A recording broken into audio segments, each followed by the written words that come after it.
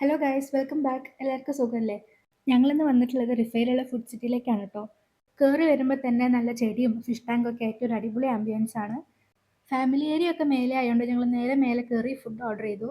തണുപ്പത്തുനിന്ന് കയറി വന്നുകൊണ്ട് തന്നെ നമ്മൾ ആദ്യം ഓർഡർ ചെയ്തത് ഒരു ഹോട്ട് ആൻഡ് സോർ സൂപ്പാണ്. അത്യാവശ്യം നല്ല ഹോട്ട് ആൻഡ് സ്പൈസി ആയിട്ടുള്ള സൂപ്പ് തന്നെയായിരുന്നു. തണുപ്പത്ത് അത് കുടിക്കാനായിട്ട് നല്ല രസമുണ്ടായിരുന്നു.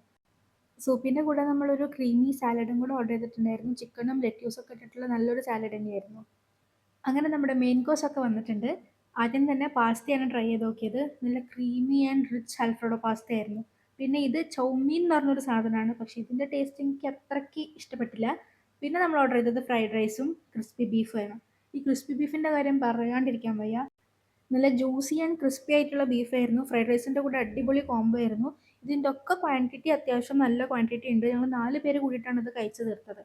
അങ്ങനെ ഞങ്ങൾ ഫുഡൊക്കെ കഴിച്ച് താഴെ ഇറങ്ങി. ഇനി നെക്സ്റ്റ് വീഡിയോയിൽ കാണാം. ടാറ്റാ.